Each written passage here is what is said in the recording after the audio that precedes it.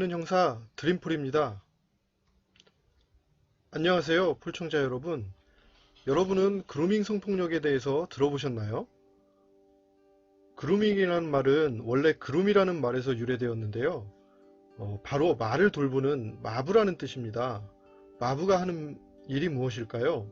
바로 말에게 먹이를 주고 털도 손질해주고 갈기도 다듬어주고 말이 건강하게 잘 지낼 수 있도록 잘 돌보는 일이겠죠. 그루밍 성폭력이란 이렇게 동물들을 돌보듯이 피해자의 그 말도 잘 들어주고 선물 공세도 펼치고 사탕발림으로 좋은 말만 하면서 피해자의 마음과 신뢰를 얻어내고 또 피해자가 이렇게 해서 범인에게 호감이 생기고 의지를 하게 되면 이를 이용해서 성적인 접촉을 시도하고 성관계까지 요구하고요. 또 이런 성적인 관계를 맺은 후에는 이를 이용해서 지속적으로 피해자의 성을 착취하는 성폭력 범죄입니다. 그루밍 성폭력 범죄의 피해자는 범죄가 이루어지는 과정과 범행 수법의 특성상 어린 청소년들이 그루밍 성폭력 범죄에 피해를 당하는 경우가 많습니다. 자, 그러면 특히 청소년에 대한 그루밍 범죄가 어떻게 이루어지는지 살펴보도록 하겠습니다. 먼저 피해자 고르기 단계입니다. 이 단계에서 범인은 내 주변에 있는 청소년들 중에서 범행이 쉬운 대상을 찾게 됩니다. 마치 도둑이 어떤 주택가의 앞에서 어떤 집에 들어가면 폐물이 많이 있고 또 어떤 집이 들어가서 털기가 쉬울까 이렇게 물색하는 과정하고도 비슷하죠. 어떤 부모님의 맞벌이나 아니면 가정 결손 등으로 상대적으로 부모님의 보호가 부족한 아이들, 또 부모님이 지속적으로 이렇게 잘 케어할 수 없는 환경에 있는 아이들, 또 학대 등으로 인해서 방임된 아이들, 이런 아이들이 어떤 범행의 표적이 되기가 쉽습니다.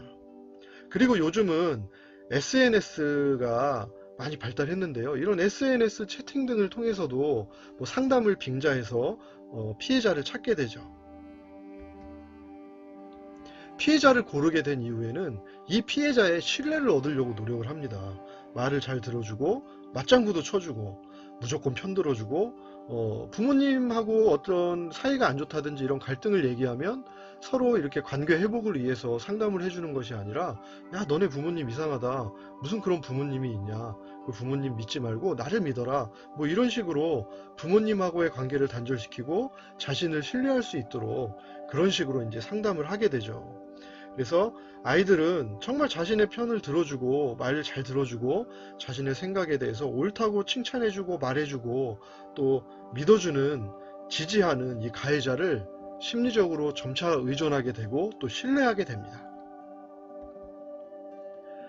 범인이 피해자의 신뢰를 어느 정도 얻었다고 생각을 하면, 아니면 같은 이런 피해자의 신뢰를 얻으려고 하는 과정과 이제 같이 진행되는 경우도 있겠죠. 욕구 충족시켜 주십니다. 바로 필요한 것들을 선물해주고 놀이동산을 데리고 간다든지, 또 평소에는 부모님이 허락하지 않는 무슨 게임이나 PC방, 스마트폰을 하게 해준다든지, 또 아니면 아이들이 호기심을 보이는 대상을 경험하게 해주는 것이죠. 강아지나 고양이, 햄스터 같은 아이들이 좋아하는 반려동물들을 이용하기도 합니다. 이렇게 피해자의 욕구를 충족시켜주면서 피해자의 충분한 신뢰를 얻었다고 생각이 되면 이 아이들을 고립시키기 시작합니다. 부모로부터 자꾸 이탈되도록 하고 단둘이 있는 기회를 만들죠. 이때 주로 하는 수법이 피해 청소년의 어떤 학교와 이렇게 하원을 도와준다는 명목으로 아이들이 학교가 끝나는 시간이나 학원이 끝나는 시간에 아이들을 만나러 가서 집에다 데려다 주면서 그 과정에서 여러가지 어떤 유혹적인 말을 통해서 피해자와의 단둘이 있는 관계를 만들기도 하고요. 또 예를 들면 오늘 시험이 끝났다든지, 아니면 요즘 학업 때문에 스트레스가 많다든지, 부모님하고의 갈등이 심해졌다든지 이런 상담을 하게 되면 그러면 우리 잠깐 바람 좀 쐬고 가자, 너 힘들어하는 것 같으니까 내가 맛있는 걸 사주겠다, 뭐 이런 식으로 유혹을 해서 욕구도 충족시켜 주면서 부모의 관계를 또 빨리 이렇게 보호자가 있는 가정으로 복귀하지 않고 자신과 단둘만 있는 시간을 이렇게 가지면서 고립을 시키기 시작합니다. 그러면서 또 단둘의 이런 시간만을 가지면서 또 여러 가지 사탕 발린 말을 통해서 더욱 친밀감을 형성하는 단계이죠. 이렇게 어느 정도 자신이 이 피해자를 통제하고 또 피해자도 자신의 말을 무조건적으로 신뢰하고 의존하게 된다고 생각을 하면 이때부터 본격적으로 마술을 드러내기 시작합니다. 관계를 성적으로 만드는 거예요. 처음에는 뭐 칭찬해주면서 머리를 쓰다듬다거나 아니면 너 안 됐다 뭐 이렇게 위로의 말을 하면서 뭐 볼을 쓰다듬거나 뭐 손을 쓰다듬거나 이렇게 하면서 조금씩 이렇게 어떤 그 성적인 관계를 확대해 나가는 거예요. 그래서 더욱 나중에는 적극적인 스킨십과 뭐 키스나 뭐 성관계까지 나아가죠. 뭐 신체 사진을 특정 부위의 신체 사진을 요구하기도 합니다. 그러면서 이제 이렇게 얘기를 하죠. 나는 너를 사랑하게 되었다. 그리고 너도 나를 사랑한다. 끊임없이 이렇게 유혹을 하고 이렇게 얘기를 하면서 사랑하는 사이에는 이런 어떤 성적인 접촉이나 어떤 신체적인 관계도 중요하고 이게 나쁜 게 아니다. 좋은 것이다. 내가 너를 사랑하니까 이렇게 너에게 키스도 하고 이런 어떤 성적인 관계도 요구하는 것이다. 이건 나쁜 게 아니다. 이런 식으로 하면서 관계를 성적으로 만들어 갑니다. 그러면 이렇게 생각하실 수도 있어요. 그거를 분명히 잘못된 건데 거부하면 되지 않느냐. 왜 그렇게 그런 부당한 요구에 어떤 어른들의 그런 어떤 성적인 요구에 왜 그거를 반항하거나 거부하지 못하고 응해 주느냐 이렇게 뭐 생각을 하시고 말씀하실 수도 있는데요. 피해 대상은 아직 나이 어린 청소년입니다. 신체적으로는 어느 정도 어른과 성인과 성인의 버금가는 어떤 성장을 했을진 몰라도 아직은 어떤 생각하는 게 미성숙하고 또 이런 아이들은 아까 첫 단계에서 또 말씀드렸듯이 부모님하고의 그 어떤 관계나 사이가 좋지 않고 주변에 의지할 수 있는 어른들도 없기 때문에 어떤 절대적인 이 가해자에게 절대적인 신뢰와 심리적인 의존을 이미 하고 있는 상황이에요. 그래서 이런 것들을 거부하기가 쉽지 않죠. 약간 다른 얘기지만 요즘 최근에 어떤 이상한 교회에서 성도들에게 똥을 먹으라고 한 게 큰 이슈가 됐었죠. 어른들도 그렇게 당하는데요. 심리적인 지배를 받으면 정말 이렇게 당할 수 있습니다. 이런 특수한 관계를 이해를 하셔야 돼요.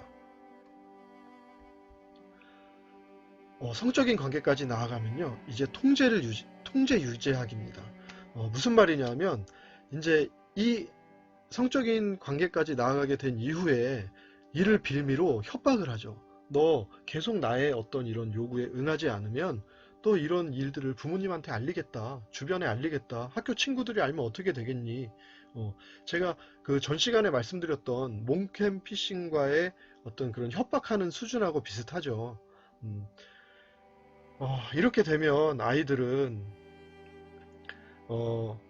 이후에 잘못된 관계를 깨닫거나 성폭력 피해 사실을 깨닫게 돼서 관계를 거부하게 되더라도 이런 협박이나 또 회유 때문에 벗어나기가 쉽지 않습니다. 이렇게 회유도 하는 거예요. 야, 내가 너를 사랑해서 하는 행위인데 너 왜 나를 그렇게 이상한 사람으로 생각하니? 사랑하는 사이에 이런 정도의 어떤 스킨십이나 이런 정도의 성적인 관계는 당연한 거야. 우리가 나이가 차이가 나지만 서로 사랑하는 사이지 않니? 내가 너한테 얼마나 잘해줬는데, 내가 원하는 바를 들어줄 수도 있지 않겠니? 뭐 이런 식으로 뭐 회유도 하고요. 또, 그래도 말을 듣지 않으면 냉담하게 반응을 합니다, 일부러. 이 아이들이 이미 다른 데는 의존하고 마음을 터놓고, 이렇게 이야기할 데가 없다는 걸 알고 있거든요. 정말 사악한 놈들이죠, 정말. 그래서 이런 끊임없이 뭐 협박하거나 회유, 냉담하게 반응해서 결국 청소년들이 요구에 응하도록 만듭니다. 그루밍 성폭력은 피해자가 피해 사실을 깨닫는 것이 오래 걸리고 또 피해자의 신뢰와 호감을 이용해서 오랜 기간 동안 어떤 이런 성적인 착취를 하는 범죄라는 점에서 아주 죄질이 나쁘고 더욱 엄히 처벌해야 할 범죄입니다. 그런데 최근까지도 처벌받지 않거나 아주 미미한 처벌을 받는 경우가 많았어요. 왜 그러냐 하면 재판에서 판단할 때 물론 수사기관에서 수사할 때도 피해자가 범인에게 호감을 가지고 있었고 가해자의 폭행이나 협박 등의 어떤 강압적인 것도 없어요. 그리고 피해자가 피해자의 성적인 요구를 범인의 성적인 요구를 적극적으로 거부하지 않았다는 이유로 어떤 야 이게 무슨 성폭력 범죄냐 너도 좋아서 한 거 아니냐 이런 수사기관에 의한 2차 피해도 야기된 적이 많고요. 특히 재판 과정에서 범죄 성립을 위해서 증명하기 위해서 이 피해자 청소년들이 재판정에 출석해서 그때 있었던 일을 증언하면서 정말 심리적으로 더 많은 상처와 피해를 받기도 하죠. 그런데요, 이런 그 시민사회가 성숙이 되면서 이러한 가해자 중심의 판결에 대한 비판이 높아졌고요. 또 이에 따라서 수사기관이나 법원에서도 성인지 감수성을 높이기 위해 많은 노력을 하고 있고 그루밍 성폭력에 대한 인식도 점점 확산되고 이러한 유형의 성폭력 범죄에 대해서 더욱 엄정하게 수사하고 처벌하는 방향으로 점차 변화되고 있어서 참 다행스러운 일이라고 생각합니다. 피해자가 그 피해가 장기간 지속적으로 이루어지고 피해를 당할 당시에는 피해인지 잘 몰랐다가 나중에 자신이 성적으로 이용당하고 피해를 당했다는 사실을 알게 되는 경우가 많은데요. 그 사실을 알게 되었을 때 그 절망감과 고통이 얼마나 클까요? 아마 당해보지 않은 사람은 그 애통한 마음을 잘 알 수 없을 겁니다. 또 자신을 성적으로 그렇게 어떻게 보면 성적인 놀이개로 삼아서 이렇게 성폭행한 범인을 믿고 따른 자신을 얼마나 자책하고 또 무너지는 마음이겠어요. 지금까지 그루밍 성폭력에 대해 알아보는데요. 그루밍 성폭력이라는 죄가 따로 규정되어 있는 것은 아니고 형법이나 아동 청소년의 성보호에 관한 법률, 또 성폭력 범죄의 처벌 등에 관한 특례법 등 형사법에서 규정하고 있는 여러 가지 성폭력 범죄 중에 범죄 수법과 범죄 행동의 특징에 따라서 분류하고 있는 개념입니다. 이러한 그루밍 성폭력으로부터 우리 아이들을 지키려면 엄정한 수사와 처벌도 중요하겠지만 무엇보다 선한 어른들의 관심이 필요합니다. 특히 부모님들이나 보호자분들은 아이들 주변에 필요 이상으로 호의를 베풀거나 자꾸만 보호자 없는 곳에서 만나려고 한다든지 또 밤늦은 시간에도 과도하게 메시지나 연락을 하는 어른이 없는지 세심하게 잘 살펴주세요. 그리고 이 영상을 청소년 여러분들이 보고 계신다면 혹시 내가 믿고 따르는 어른이 단둘이 만나자고 한다든지 밤늦은 시간에 특별한 이유 없이 메시지를 보낸다든지 하면 꼭 부모님이나 선생님께 말씀드리고 상의하셔야 합니다. 그리고 어떠한 신체 사진을 요구한다거나 성적인 요구를 한 사실이 있다면 꼭 112에 신고하셔서 경찰의 도움을 받으시길 바랍니다. 경찰에서는 절대 비밀도 보장하고요. 전문적인 상담도 받을 수 있도록 여러분들 도와드립니다. 정말로 여러분들을 아끼고 사랑하는 어른이라면 절대로 여러분들의 몸을 함부로 여기고 성적인 관계를 가지려고 하지 않습니다.